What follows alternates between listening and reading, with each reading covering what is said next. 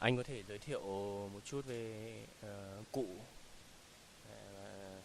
về thân thế xuất thân của cụ, tên tuổi, quê quán và tại sao cụ lại tham chiến được không ạ? So my father name is v1-1. So he joined the army, the Northern Army, the Northern Vietnamese revolutionists in 1968 when the war is at its high stake.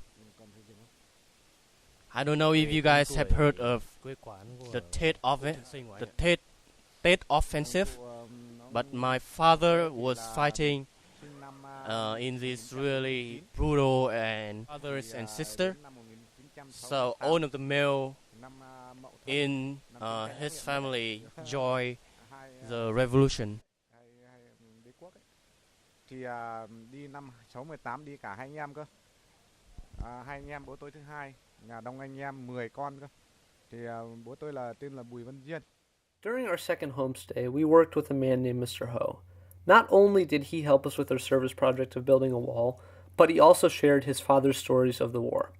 His father took shrapnel in his lung during battle and deals with the complications even now.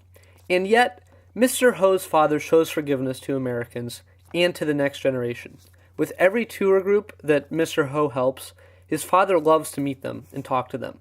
While we didn't have the chance to meet because of his father's health, the Ho family is one that exemplifies the attitude of forgive but do not forget.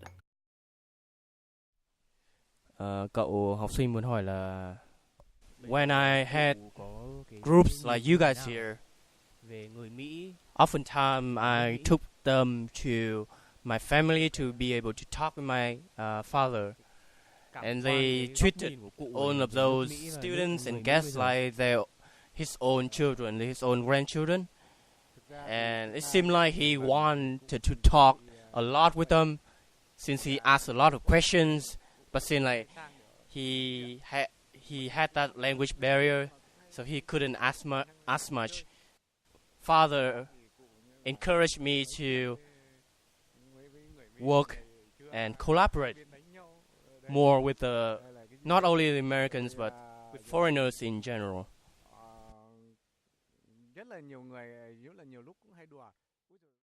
On our first leg of the journey in Hanoi, we saw some of the most powerful moments of remembrance. One of these was visiting an American B-52 that had crashed into a lake in the middle of a village. Our tour guide told us stories of how, as a kid, he would come down to just look at the plane and observe it. It was both a monument of Vietnamese sacrifice and valiance in the war, a somber remembrance. And yet there wasn't just a gloomy feeling that we felt at other monuments. There was a sense of progress. The tree growing out of the B-52 signified that out of this terrible conflict, we move forward. We all move forward. The tree is forgiveness, and the B-52 is not forgetting.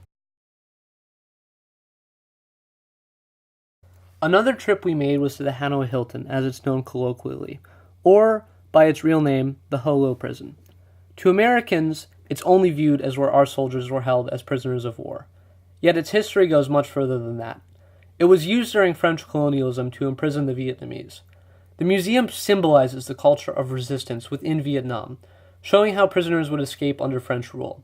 Then, the museum begins to transition into the American War, with the Vietnamese perspective and narrative of how well they claim to have treated American prisoners of war. Regardless of that claim, the most memorable part of this trip was about forgiveness. The museum shows John McCain coming back to visit the prison, and how we've moved forward from days of imprisonment, fighting, and brutality into one of forgiveness. This museum gives us both a keen remembrance of the hardships faced, while also serving as a marker of progress. It is important to remember that there is a darker side to the Vietnamese remembrance of the war.